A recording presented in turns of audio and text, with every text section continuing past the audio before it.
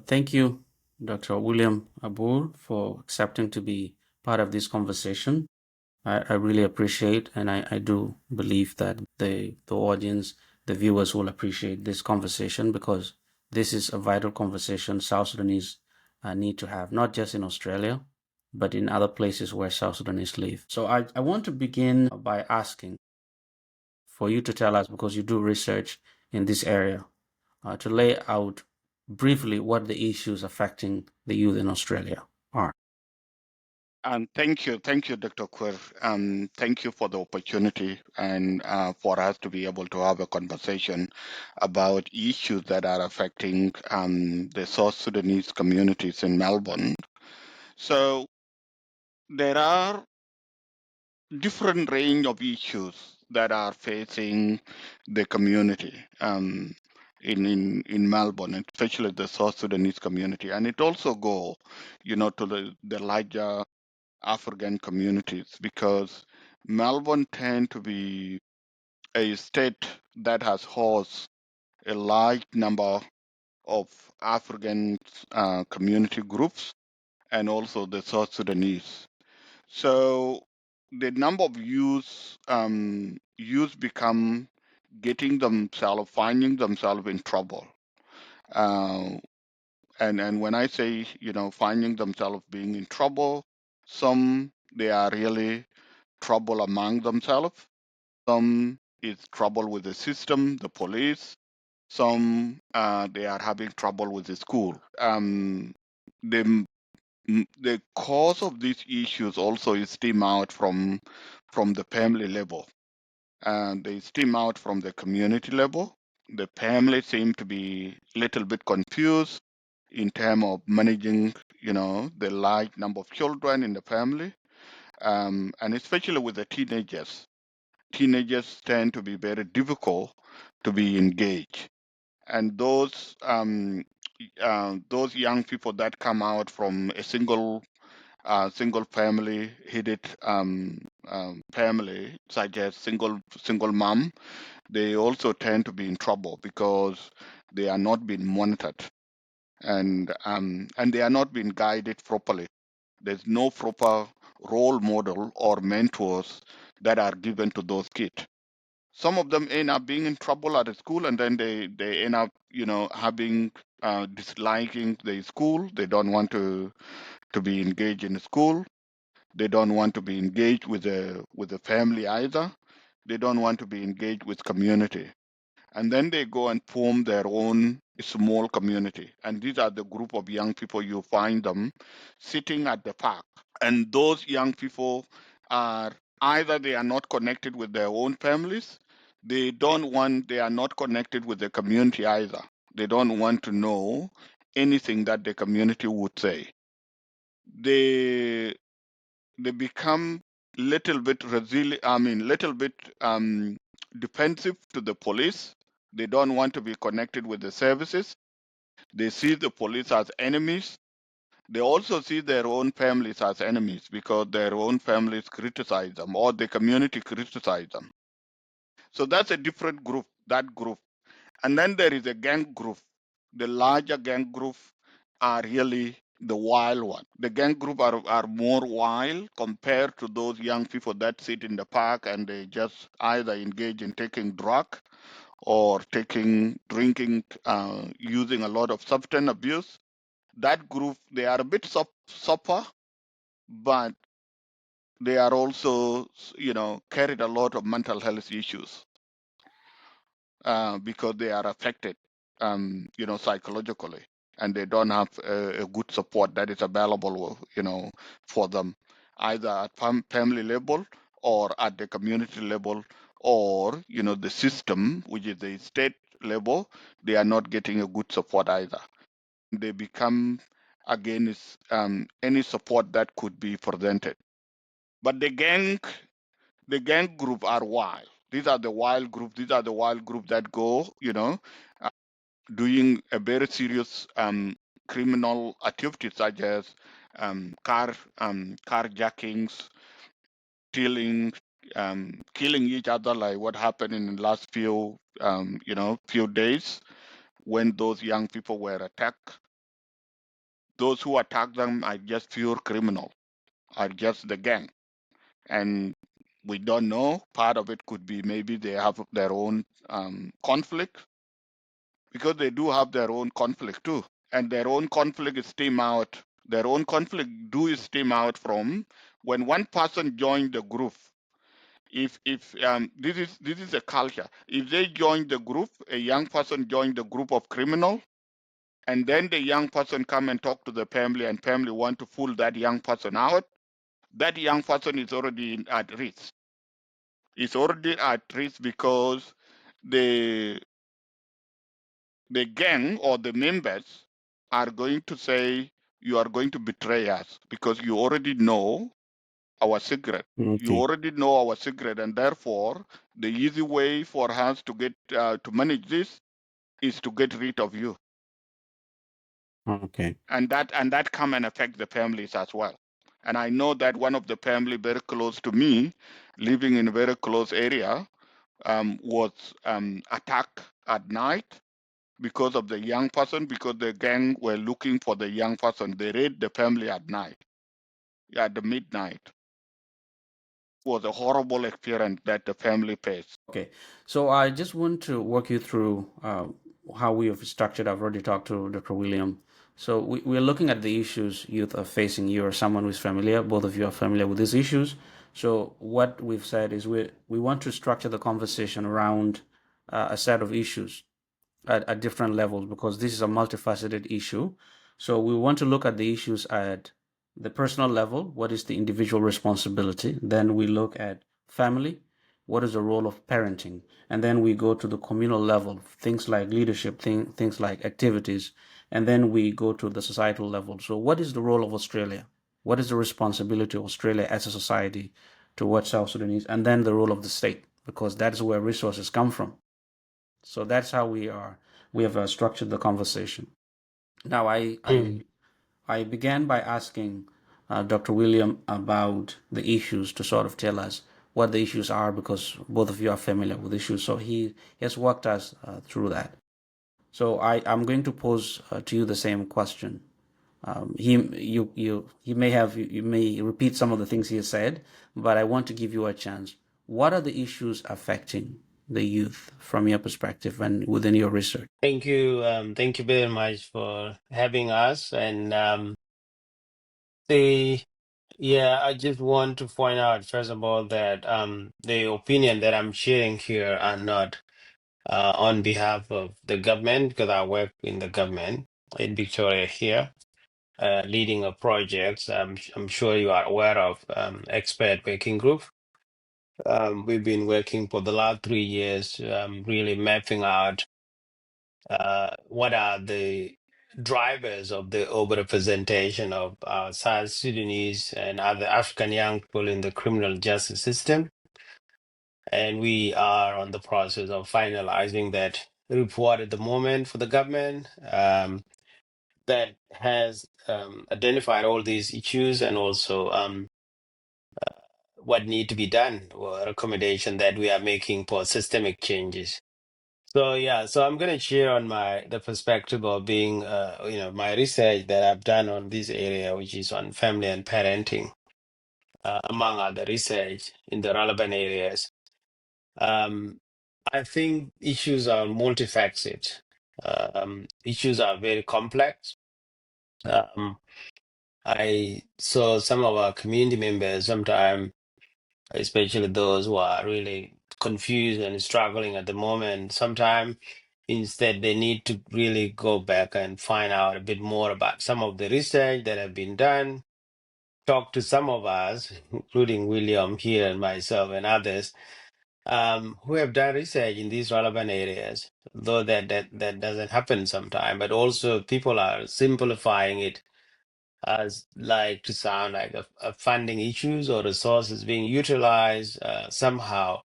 All of these are missing the point because issues, even if the government pour out all the money, how much money out there, and there is no appropriate measures taken, the money wouldn't solve the problem. So I urge them to make sure that when they talk about these issues, not to simplify them because they are very complex. When I came in Dr. William was talking about some of the thing in relation to that complexity. So really, first of all, as you know, we came from a totally different parenting style to this environment. That is one shock, cultural shock, and the same way that parenting was done back home is not appropriate here anymore. Some of it might be, trying to pass values. But when you start with, you find children within the household do not speak their mother tongue. And sometimes you find some parents struggling to communicate with their kid. They go to school, they are being given, something totally different from what they encounter at home. Unless some parent have the opportunity to go to school here, even if you do go to school here and you came here at all, you will hold on to some of the cultural values strongly and the disciplining and stuff that are not compatible with this environment. So most of the time, that is where the point of friction kind of start. So I would say really when we talk of these issues, there are some issues that are to do with our community, to do with parent, to do with government, to do with the service providers. One, what can the parent do at their level? They need to seek help because you are now in a new environment. You might be struggling. You might have seen your child is maybe behaving in a certain way, whether, mental health issues or whatever they might have, or they might have linked to a certain group that you can see something strange is happening. You Mhm. parent need to speak up, especially when you find some very young children or young people involved in some gang. It is very concerning. um, Parents should have known, even if there's kind of say they have good reason to say that some children are not talking to them. Children don't tell them what it is. They don't talk. Yes, they don't Okay. talk. But if they don't do, find way on how to communicate. That is on the family level. Community is not also working together as well. Okay. There is So no sorry, cooperation. Sorry. sorry, Yeah, son. go ahead.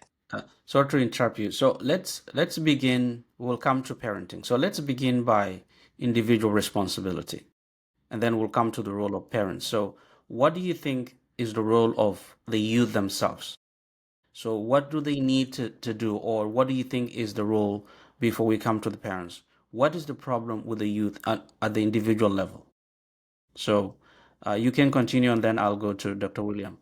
So let's restrict this first to the individual, the youth themselves. Sure. Yeah, I go mean, ahead. when we talk of youth, they are also, of course, of different group, different age group, and it depends on what age group we are referring to. So, if we are talking of those who know a bit about, they are a bit older, they should actually, really understand the complexity of these issues and the issues they are getting themselves into, and try to distance themselves and focus on their education. Also, to communicate with their parent. If there are some issues, talk to other role model or other family members. Seek help from the service providers if they believe there are issues. Because the reason why I mention all of these, there are a lot of issues in the school. Racism, many other things, being doubted, and so on. So the young people themselves are struggling when it comes to trying to fit in, to fit into the two cultures, the mainstream culture and the culture of origin. There are struggle there, and sometimes young people, or most of the time actually, young people internalize whatever the issues or the feeling that whatever they encounter in their life. So really, as I said, it depends on what age group are we talking about here. But some young people that are mature enough should know how to distance themselves and make sure that they're not really associating themselves with bad apple that are really spoiling them in the community. Because when they get in, coming out is very hard. They are also possibly being used by big criminal Okay. syndicates and network. Thank you. So, Dr. William, what do you think is the role of individual youth? And I like what you said about the age group, because they're different age group. It could be 14, it could be 18, it could be Yeah, 22. So I thank you for yeah. bringing that one up. So go ahead, Dr. William. Thank you. The question about the role of individuals, taking the responsibility and taking the accountability, I think it's a bigger issue that is facing the community where we are, and that include the parents, that include the young people. Young people find themselves in a school where they are not being given opportunity where they can see themselves as the leaders, or they can see themselves that they have future. There's no proper guiding that is being given in a school. The school just normally sees them that they are mostly disadvantaged young people. They are struggling, they are just violent, or they are just having issues, in school. And that itself put a negative attitude, um, you know, inside the young person. The young person does not have a responsibility to say, well, you know what, I can do better. I can carry my own positive attitude. I need to wear the humanity hat. I don't need to associate with a bad apple, or I don't need to, to associate with a bad people, because I have responsibility. So the responsibility is a bigger thing. Sometimes I just sit and observe the community, I observe the young people and observe the community. Those young people that you could see they are doing very well, or the families that you see that they are doing very well. These are the people that take a responsibility, and responsibility is a bigger thing. Responsibility comes with accountability. It comes with the freedom. Let's talk about the freedom that we take as individuals. Young people are saying, well, I'm free. I can do whatever that I want. I can go out. I can go and catch up with a friend. I can do whatever that I want. That freedom does not have the responsibility. And that is where we are having bigger problem, Okay. because they are not being taught. They are not being taught at the family level. They are not being taught at the school level about what it means to be free and be responsible. This is Okay. completely lacking. So there are issues in the schools, and also school issues to do with racism, issues to do with being doubted. And when they are doubted, they don't feel like school is where they need to be. And that means they should seek assistance. So when it comes to the support that can be given, because they can say, okay, we have racism, we have problems in school, especially when it comes to performance. So what are the support system that they can go to? Because it's one thing for us to say there's a problem, but then how can they approach this as young people to say, here's the problem we have? How can they approach it? Santino will talk about this, but I think, for me, having observed what is happening, what the state government has done, there has been organizations that are African organization, that are also South Sudanese organization, that has been funded for the last 3 or 5 years. This organization has been funded to work with the community, to support the community. It is not like the few years ago when I was doing my research. The support system for within the African community or organization that were funded um, by the government within the South Sudanese, they were not there. Now there are organizations that employ culturally or social workers within the South Sudanese community that should be utilized by the young people themselves, by the parent as well. But I think they are being much overrun. They are being much, the resources. I think maybe lack of resources sometimes, but the family, I think people are not using them properly. Now, here is the thing, Dr. Quir. Um, when somebody put his hand up or her hand up to say, "I have problem, I need help," that person is a better person compared to those majority that are struggling. The majority that are struggling, they are in denial. They are not willing, or they are not in a position saying, I'm vulnerable and I need help. Whether I have psychological issues, or I have financial issues, or I'm not coping well at the school because I'm being bullied, they don't put their hand up. They are denying and they say, well, I've got to deal with it.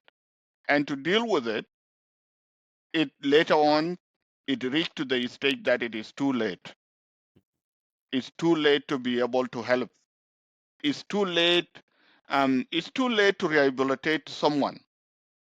It is so easy, to rescue the person or to stop the person, but the rehabilitation take a while, and that's what I have seen to the most of the young people that are in trouble, that are Mm, in juvenile detention, and they are released because the system, it's a very funny system. It's a funny system that say, well, if you commit a crime tomorrow, you are going to get out because of the bail. You will be bail out, and when you are bail out, then you know what? They are going to go back with those behaviors. okay.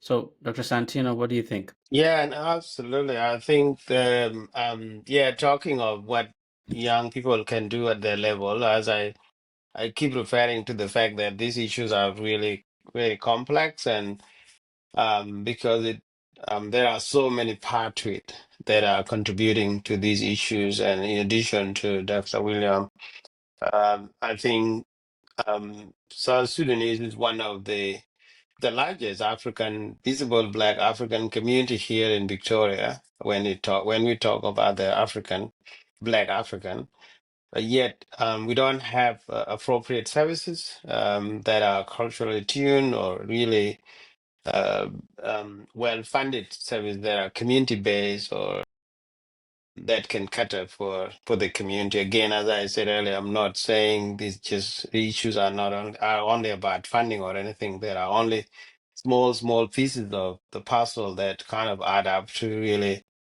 come to the conclusion of why we're having these issues. But when it comes to the service, there are no services that are really engaging young people positively.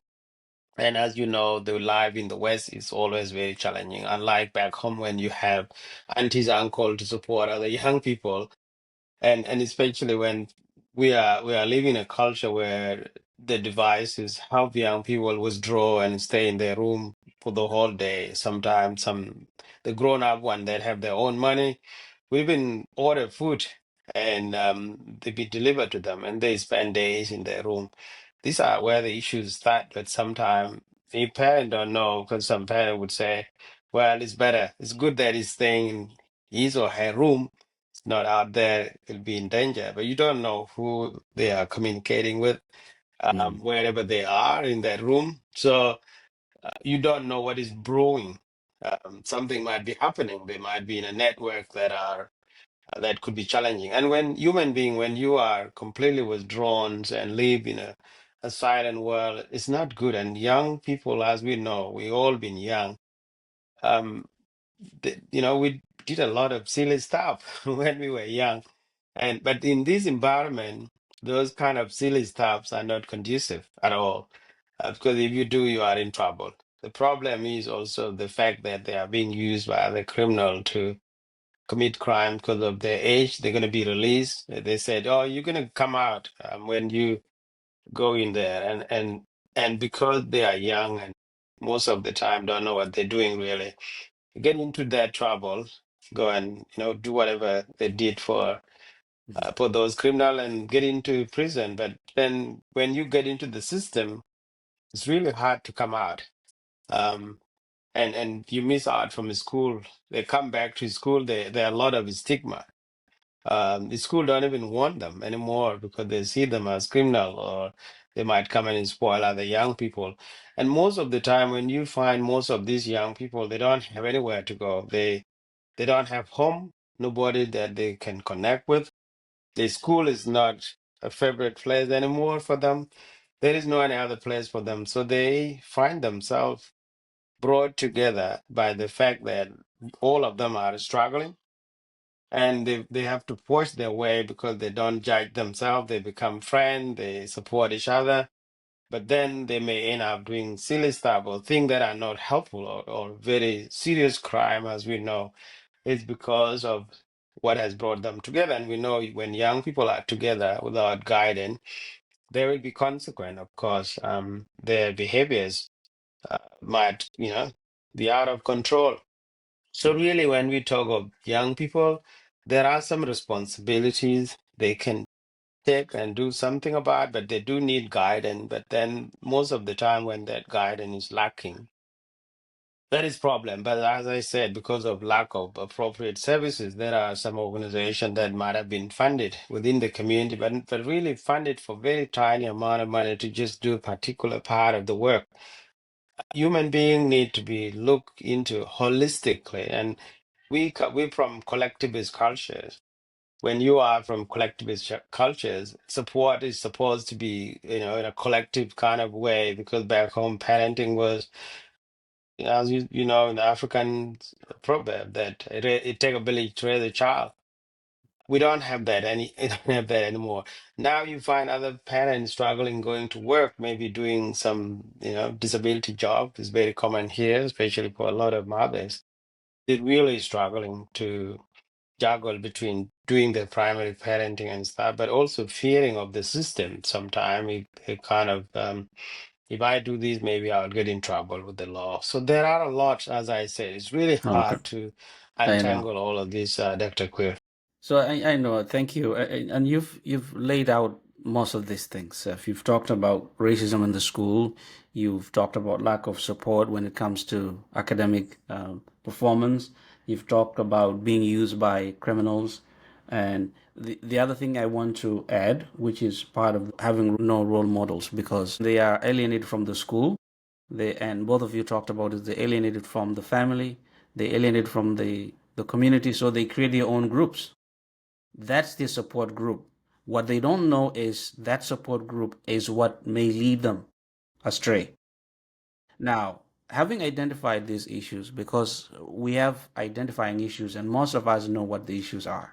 Even the youth themselves, they know. The families themselves know. Now, with all the things you've laid out, what is the role of the parent? And some of you have mentioned this, and then the role of the community in supporting youth. Because a youth can say, I'm being bullied in the school, I'm facing racism, I'm not doing well in class, but the school is not supporting me. So, where does the parent come in? And if the parent is not able and doesn't have the resources or the wherewithal to help, what can the community do? That's Santino. Maybe I can go and then you. Yeah, Yeah. yeah, sure. Yeah. Look, it's a good question, Dr. Quer. The role of parent. If you look at the role parent, they there's no any child, okay? There's no any child that can be born as a bad child, for example. No. A child can be a difficult child based on where the child is raised, based on the environment, based on the family situation, based on the school, based on the community, what the children do. So now, with this current climate of the technology, some of the parents don't even know what the kids are doing, as Dr. Santino mentioned it before. They can be in a room, and the parents are happy, saying, well, my children are inside, they are not out. But they don't know what they are doing, who are the people that they are engaged with. And that is a bigger issue within a number of families. The conversation also don't break through. The relationship between the young person and the parent. When that relationship is broken, it is hard for the parent to be able to play their role. The other burden that the parents are facing, most of the parents are struggling with work and the life generally. So they don't have enough time where they can be able to engage with their kid, and especially with the teenager, to be able to find out how they are going, what is happening. Because it is important, we human beings, we need check-in. We need check-in to be, for example, children, those teenagers or younger children, they need check-in. Someone to come and have a conversation with them and say, hey, how did you go at school? How is the day? How did you go at work? How is your day? Those kind of check-in are very important.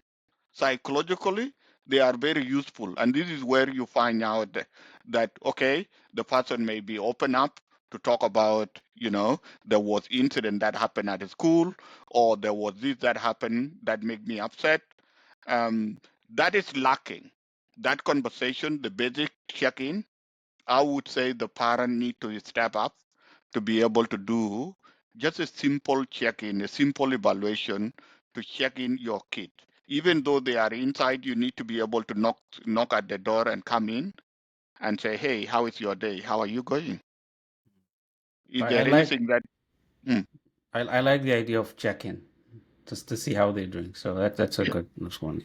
Yeah, and in addition to Dr. William, yeah, absolutely. I think when we talk of parent, there are a lot that they can do, and I am mindful and I understand that some parents might be struggling with other things, language barriers, among others, and the work, juggling work, and so on. And sometimes being maybe some are single mothers and it's really struggling with with the primary parenting support and trying to put the food on the table as well. But there are a lot that they can do. I have done some work a few years ago, maybe about 7 years ago here in one of the school, and I was asked to do some work with parents and of the children that go to school, young people themselves, and teachers in school, so that I can get their perspective. It was one of the schools that was getting overwhelmed and have never been exposed into diversity before. And what came out of that report that I did was a lot of young people were saying some of the things that I was mentioning earlier, were saying that most of the time when they have issues at school, they report to the teachers. Most of the time they get ignored. Even sometimes they get blamed for being the victim. And so what happens sometimes they may end up fighting, taking law into their own hand because nobody is actually responding to their complaint, and they become more victim and get expelled. Sometimes they get discouraged and told, "Oh, you can't do this subject." Dr. William know very well because he work in some school here. Maybe told that, "Oh, this is too hard for you. You can't do it." Some parent proved some of their teachers wrong and said, I have to do it, or go into another school and actually succeed. Some young people, they may give in, but support become very crucial. I came across some example where young people were supported by their parents and some relatives, and they actually succeed in so many ways. So what they told me was young people in particular, first of all, the teachers, some of the teacher, one of the Greek teacher were telling me, we actually failing these young people because most of the time we call them African kid, but majority of them were born here. Until when are they going to be Australian kid? Said I came from Greek long time ago. Nobody called my kid Greek kid. Why are we othering them to call them African kid? He said that is they start where the problem is. We should embrace them. We should make them feel at home. We should make them feel they belong here. They should make them they are part of the community rather than othering them. Some young Mhm. people told me that when they have issues at school, as I said, some teachers are not responding. I'm not saying all the teachers. There are really good teachers that really help. But when they come home and report to their parent, because as you know, the typical African parenting and the fact that teachers are, really respected, and especially when you put your kid in Catholic school, you think that this is the Catholic school with Catholic value, religious values, Christian values, and so on. Nothing bad would happen. So when the kid come and report this to their parent, they get dismissed. So what did you do again? Some kid were telling me that they were told point blank, what did you do again? Rather than listening to what might have happened, they were judged right away. So what they did, they have to shut down and withdraw. They don't have the teachers on their back, and they don't have the parent. And they say that most of the time, when when this happened and they withdraw from all of this, so I asked them actually, what do you do if teachers are not and parents are also not responding to some of the issues you face? That well, you just withdraw and you fight your way. Hmm. So I found some kids were spending majority of their time in detention. So what are they going to learn? And when you are not learning anything at school, you are likely to drop out. And when you drop out, you will go away with a lot of anger that you have internalized for so long. And the way it come out, as we know, a human being, not in a good way. You find a very angry young man on the street doing something because they feel like nobody care about them. The world is upside down. And most of the time, Okay. um, you know, nobody really would understand them, and they don't want to talk to anybody because they already made up their mind that they don't trust the world. So parents can really do a lot by listening to their kids. Some of the parents that I spoke to, when they listen to their kid, they go to school and find out what happened. School actually take action to address the issues of racism, and that help them Mm. to overcome those challenges. Okay. So now, as you've mentioned, sometimes the parents may have the intention to help, but then they don't know how to do it. So just give us three ways in which the community can help the parents or people who are in a position like social services, for example. How can they help these parents? Because they may say, okay, my child is facing this.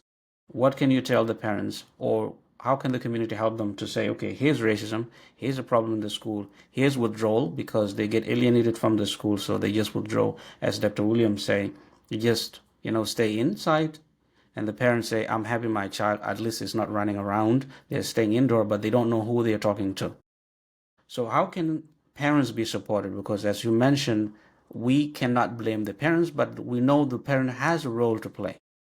So how can they be supported to make sure that, okay, the problem at the individual level is this, the problem at the parental level is this, but the parents themselves are struggling. They're working hard, sometimes through three jobs. So how can they be supported? Um, let me just go, Dr. Santino. Look, the parent need to be brave enough.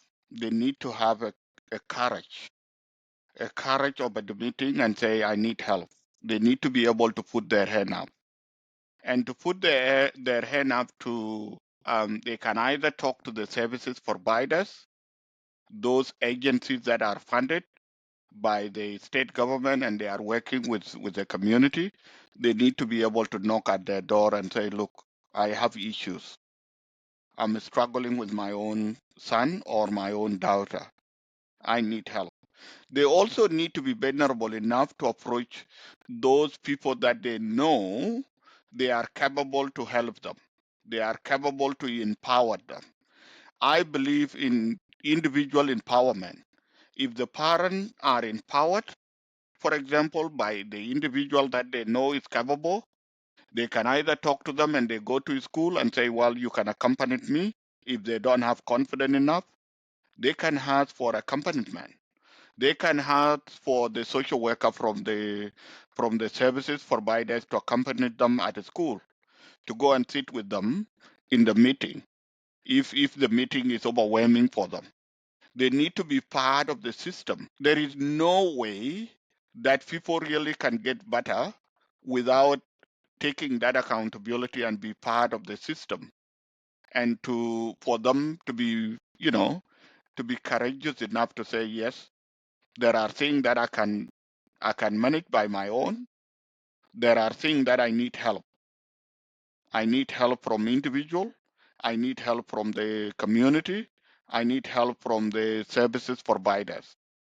So people need to be encouraged, and for them to be able to step out and take that. It is not a weakness. It's not a weakness for someone to identify that, you know what? There are things that I'm feeling overwhelmed. There are things that I cannot address. I cannot manage the children. I cannot manage, I'm struggling with the work. I'm struggling with, parenting. And there are some information that I don't know. And those information, they are there. They are sitting with people like Santino, for example. I would say, they need to utilize. They need to utilize like people like Santino, for example. If I want my son, if I want the children really to do well, I need to be able to reach there and walk there and consult. Make a consultation. There's nothing wrong. Okay. I like what you highlight about humility. Our community doesn't do well when it comes to humility. To say I don't know and so knows, they may say, okay, if I say I don't know, I may be seen as, a bad parent, and he's going to be the good parent. But Mm. what they don't know is this is about your child. If your friend or your colleague, your neighbor knows something about parenting or resources, it's not a problem to consult them, because at the end of the day, you're helping your child. Santino? So thank you, Dr. That's brilliant. Santino? No, absolutely. Very brilliant thing. I'll just add on to some of the things Dr. Williams said, and you just echo them, Dr. Queer. I think the pride we have sometime in our community, and again, I'm not talking about everybody, I'm just talking about some, is terrible.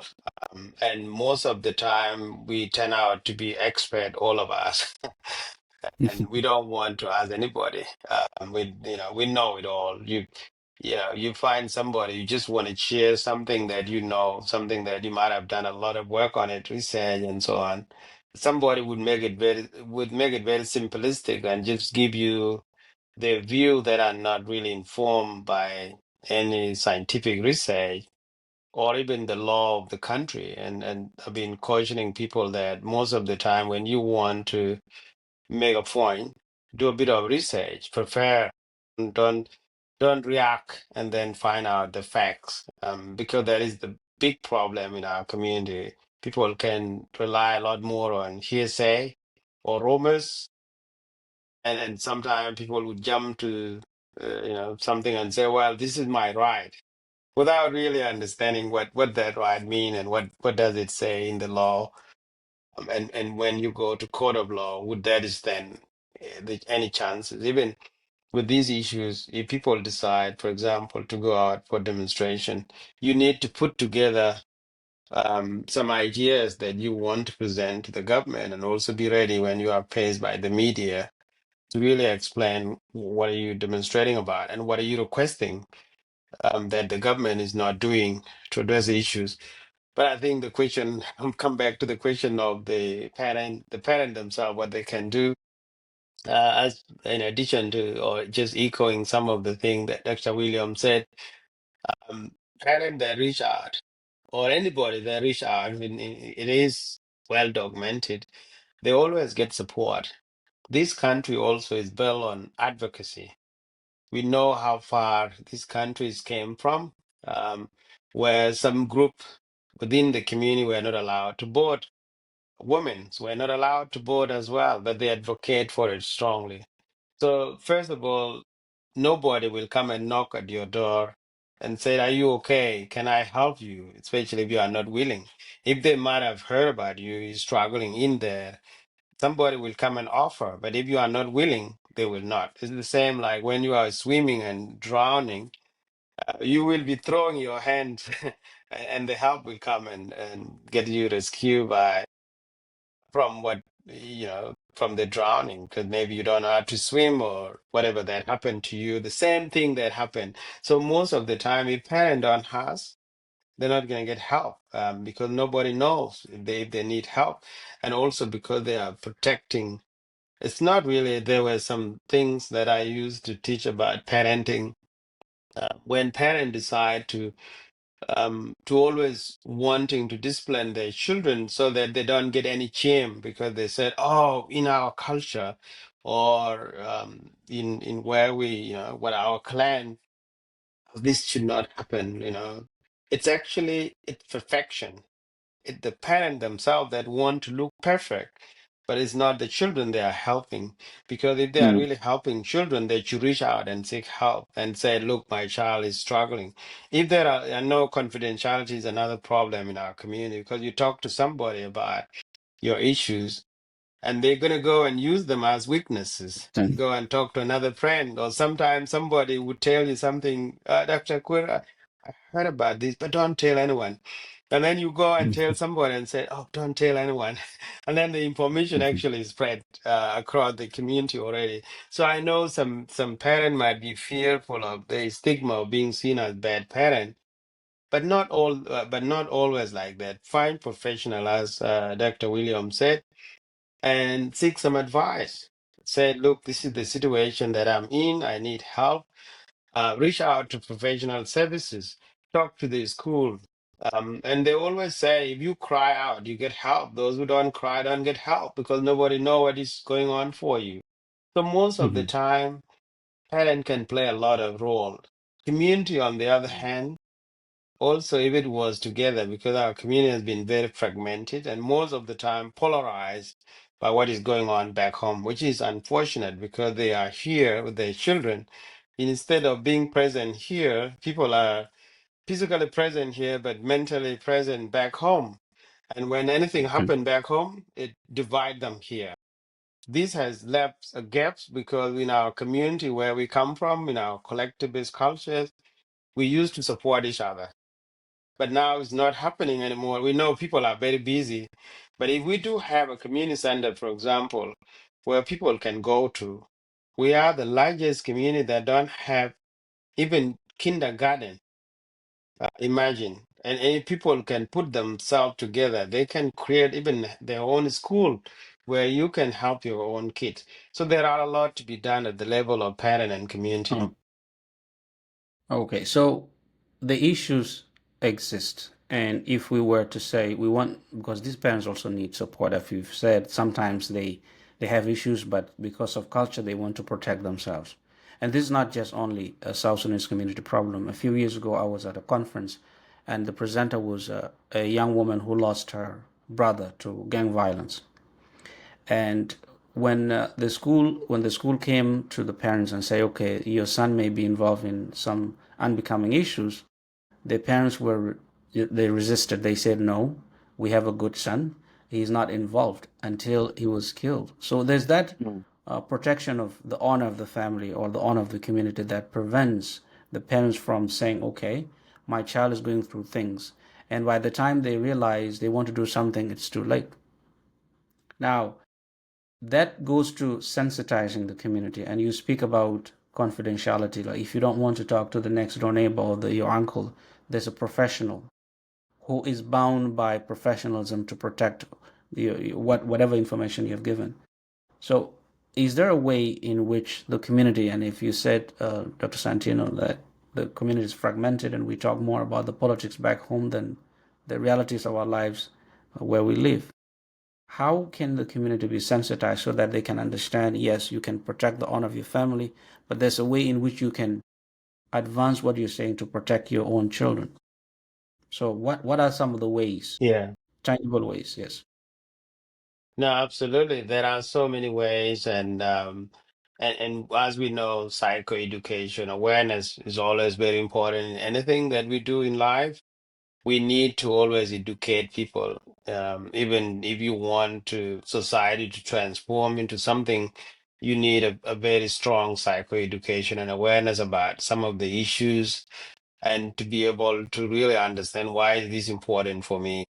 It's also about using some evidence and ideas. For example, the consequence of not doing something, certain things can always prompt people to be able to do things in a particular way that would be beneficial for them and the wider community. Also, showing good example of sharing example or sharing ideas or example of those who have done very well in doing that same thing. So I think it come down to some, parenting support, parenting training, a workshop. It's like the same like mental health awareness. I used to say that mental health is like any other sickness. If you have mental health issues, it's when you are sick, you go to the hospital, you say, I'm sick without any shame. But when it is mental health, people don't want to talk about it. The same thing, there's what I've seen with parenting. People don't want to talk about it when it comes to parenting because we know back home that this is not back home. This is another. environment that we are in. Back home, if the child is not doing well, is being bad, it's reflective of who you are. They said, oh, what they have to find out first, who that child from, who are the parents Mm, and their background and what have you, and then they are judged instantly. Why do they allow this child to be that way? We should not carry that burden to this environment, because in this environment, their kids are really exposed to another environment, another culture, and nobody can really judge. Nobody should be judging anybody. And I think our people now are coming to tune with that understanding that issues are complex, they are out of hand for everybody. Even mm, those who might be doing their best, their children might get pulled out from that environment. So parents need to be educated and encouraged to seek help. Community can step in to really create a space where people can come to and have more conversation, because the more people converse, the more they come up with ideas, the more people share ideas on what they are doing and is working well, the better that we can overcome these mm, challenges. But professionals within our community most of the time are not utilized, because most of the time you find yourself um, being attacked for no reason. And some people would just decide to withdraw. Like, for example, William is just focused on his academic at the moment. And it does help sometimes, but he said, headache of the community is far too much. And I work in the government department, but people always will go and attack me there as well. okay. So there are a lot of discouragement in our community. There are people that are so negative for no reason. I don't know why. I don't know what is their agenda. They are negative toward anything that the community want to do, any progress, but they claim that they care about the community, which really contradict their action. Okay. Thank you, Dr. Santino. Dr. William, what do you think? I think there are steps. Thank some of the things that Santino mentioned are correct. So there are things that we need to be able to take as a community. We need to be able to evaluate ourselves and reflect. We are now going 25 years in this country. Some of us are 20 years, 21, 20 something, or 25 for those who came early. So people need to be able to evaluate themselves and say, hang on, what improvement do we need to have as a community? What are the things that we need to be able to address? And I would say we need to be able to embrace ourselves and really put aside the politics that break the community, that give us all those divisions. We need to put them aside, and we need to utilize those people that we think that can help us, that can help the group, or that can help individual to empower them to be able to do their work and help the community. And in that way, the changes will come. Change will come within the family, change will come within the community level. But without empowerment, without proper work that need to be done, the community is going to remain the same. Those issues, they are not going anywhere. They will still be there unless we really evaluate them, we really look at them and say, hang on, these are the issues for the last 5 years or 10 years. So what could we do differently now to manage ourselves or to manage the the younger generation that were born here? I also think Dr. Quir and also Dr. Santino, in my own view, I also think the community tend to be investing too much on the cultural activities that are not really making a huge impact in term of supporting themselves or supporting their children. Those cultural activities, they are good. There is, yes, they are good. People can go and socialize. People can go and have those leisure time. But I think they tend to be overused, and people can be carried away from some of the responsibilities that they should be paying attention to, and then we find ourselves in trouble because much of our time is being carried away by some of the things that cannot even make, and they are not useful if in our life here. They're just, you know, they're just too, I don't know, maybe the people enjoy them for, and I'm talking about some of the thing, there is a place called Puthkri, for example, in Melbourne. So a lot of our, and this is the women are going to be happy with this. So a lot of men tend to spend a lot of time there. Well, And yes, it's good to socialize, but you also need to be very careful where you are. If you live in a Rome, you need to adapt, you know, the attitude of Rome. thank you. So I want to, we've talked about a lot of things. I want to end by something I always talk about with the community.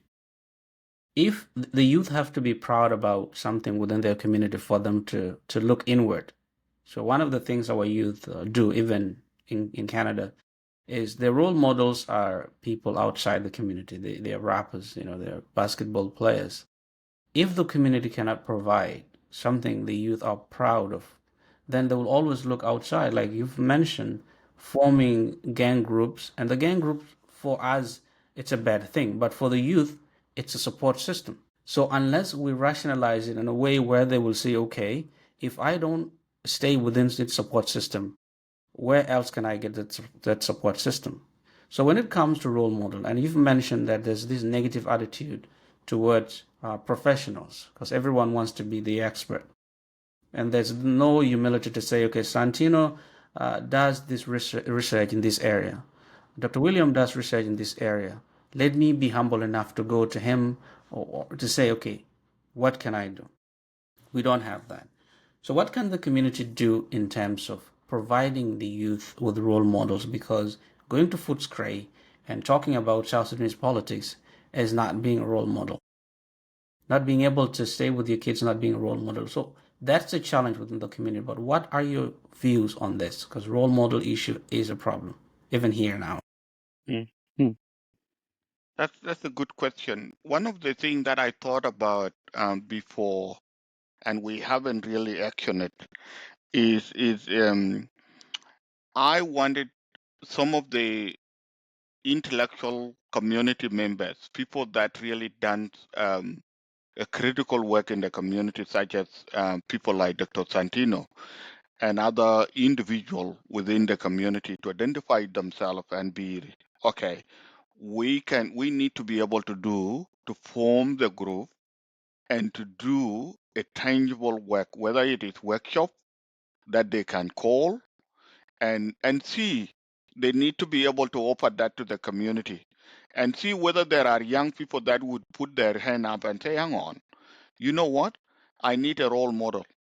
I think I can benefit from these people, and I need to be able to associate with them. Or some of the parents would be putting their hand up and say, you know what? This group here are doing great work. I want my son or my daughter to be associating with these people. I want you to join that group and see how we go. I have seen that in other communities, such as the Vietnamese, for example, the other migrant community, they have their own people that are mentoring their own young people. They are actually, become a guidance or their role model for their own young people. And some of these parents, some of these parents are not, they they are not fluent in English, for example. I met one of the Vietnamese mom who came and went to the factory, work in a factory, but her daughter went through the education and become a medical doctor, graduated in Melbourne Uni, for example. And when this woman was asked to come for the graduation, her daughter has to translate for her. The joy, the joy that he was getting, he was just, being interpreted by her daughter. But the child was getting mentor. She was getting other good people that were mentoring her through education, and that's why she was able to get there. So I think in our community, I wanted to put some challenge there, to say, are we not, is it, um, is that something that we cannot do? Yes, it's doable. We can do it. But again, there is a lot of discouragement, as Santino said, a lot of discouragement where you find yourself being attacked on social media, being attacked in the community when you are in a meeting, being attacked by people that you can ask yourself and say, what's going on? I'm not competing with anyone. Why? What's going on here? People just attack you for no good reason. Those are the things that discourage people, and that really other people pull themselves and say, hang on, you know what? I don't deserve this, and I'm not. Unless people approach me and say, I need your help, yes, I can help. If they don't, I'm not going to bother. Mhm. Thank you, Dr. William. Santino? Yeah, no, thank you. I think William kind of really summarized it a lot. There are a lot that can be done. The question was around what can be done, yeah, to tackle this. Just About confirming, role model. Dr. Quir, role Role model, model. yeah. Yeah, in terms of So, role models, yeah. you know, I'll give you an example of when I was doing that work in school a few years ago. That was the time that I actually finished my PhD. I think I finished in late 2016 and 2018. Yeah, I already finished anyway. So about 2018, that when I was doing that work, and when I was introduced being someone with PhD, most of the kids, there were a very big number of them, South Sudanese. They were really surprised. They said we don't really have role models that are coming to our school, and so actually, I end up recommending having some young people because we do have a lot of young people in sport in this country that have done very well. As we know, majority of them that were in South Sudan basketball, national basketball, are from here in Melbourne in particular, and um, and others like those who are playing in the local sport here and overseas and US as well. So I kind of end up suggesting to have some of these role model to come in and talk to young people. Because some of the things they asked me were, how did you manage to even study to the PhD level in this environment? Most of them were year 11 and year 12. They were finishing in that same year. And most of them were finishing school with no formal qualification. I was afterward, I started doing some work with them on student pathway mentoring program so that they can get into other pathway that would help them to be able to get to university and some of the courses. Excuse me. So you can see from those kind of question a real lack of role model coming to school, and because also we don't have teachers that are working in school, you find some of the school are really overwhelming South Sudan. You don't even have a teacher aide in that school. So when you are not involved in your children's life, they are being taught by others. As a community, why can't we get into those kind of careers so that we can be a role model and get involved into teaching our children? So I think role model could be one of the things Dr. Williams said, putting together that kind of thing. But some of the things that we are working on now, which I don't really want to talk about much as I didn't get authorization from the government where I work, are really to establish a space to have a community hub where people can come to. And those kind of network, like what Dr. Williams said, can be created so that people can even, those who volunteer and are role model and professional can even have roster to volunteer and give themselves time to come into that center and have some people coming to them to come and meet with them and help coach them. And especially people like Dr. William, who is a lecturer, can actually, really help them when they want to go to university to know where to go. My role at the moment, working in the government, I can help them with a lot of other things, working in the government or getting into other things that are really significant in their life. plus so many other people. There are some people that are really doing well, but some of the community Mhm. members don't know there are some who are running business. There are a lot of law firm, a lot of lawyers, a lot of medical doctors.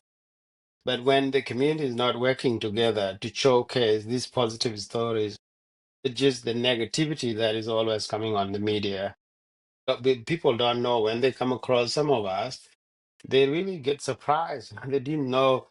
But now, majority of South Sudanese that engage with us and know who we are said, South Sudanese. I was with some of very, very senior officials, some ministers this week, and one of the minister was describing that South Sudanese are very high achievers when it comes to education. But there are also these young people that are really getting into serious crime. So there is that kind of balance. How do you make sure that we keep the pace on the positive side of things? Is when we use our own resources that we have to be able to advance. But as I said, what get on the way most of the time is when we all pretend to be professional and all of us know what we are doing. Even most of the time, most of us, like William and I, would go into some meeting and just be quiet unless you are asked to talk, because there is a level of humbleness that we want to show, or you don't come to something that you are not called to. But if people really want Mhm. ideas, we can come to and share ideas. But sometimes, when we reach to this level, as you are aware, Dr. Queer, when you reach to the level of having a PhD, um, people always are very sensitive. You can get accused quite easily and say, "Oh yeah," because you think that you are very very educated, you are highly educated, for no reason, even if you didn't even say anything. So that kind of scared some people and say, "Well, let me do what I can do at my level in my profession, and if need be." Because what I used to do before I came to this role to the government, I was teaching then. I was teaching Bachelor of Community Service, but I was also doing counseling work and running some parenting training. So, because these are the parents that came forward, they need help. They were able to see the benefit of it. I was doing it. Mhm. But those who didn't want it, I didn't bother to go out. So I said I can help at my level. I cannot be a hero to help everybody, and especially when you don't know how to access everybody. Okay. So we are at the end. So I just want to thank you, but I want to get just briefly, maybe 30 seconds. What are your final words to the youth, to the parents, and to the community? Just a few words for the community as your final words, Dr. William. Um, thank you, Dr. Quer. My final word to the youth: we can do better. We can do better. We just need to keep our head up, and we just need to really pull our thought together and work. There is opportunity. There is a light at the end of the tunnel. For the community, for the parent, we really need to reflect on ourselves as at the individual level, at the family level. We really need to think about things that we need to adjust, and for us really to move forward, we need to look at those things and move forward and get be courageous to get help. Thank you.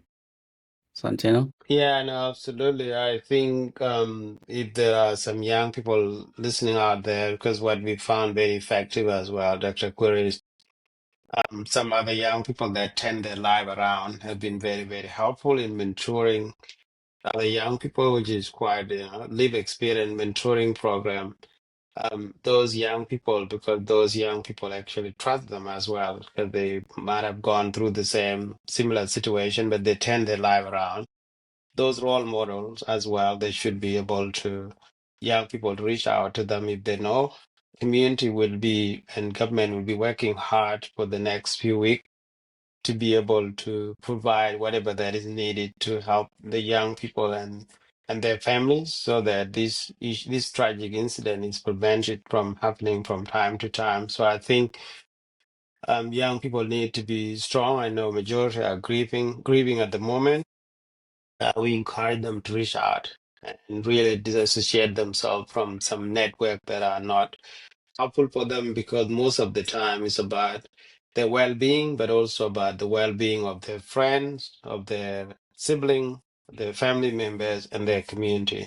So we want them to be safe, but by doing that, they need to reach out if they have some information that would help prevent this tragic incident to really talk to those that they trust or talk to the authorities so that issues can be addressed amicably and on time to make sure that there is support available for those young people that are going to wrong direction and to prevent that from happening from time to time. I also want to thank you so much for having us and getting us to share our ideas. I wasn't prepared, but I hope I can. So Thank you. thank you. It has really been helpful, and we'll continue these conversations.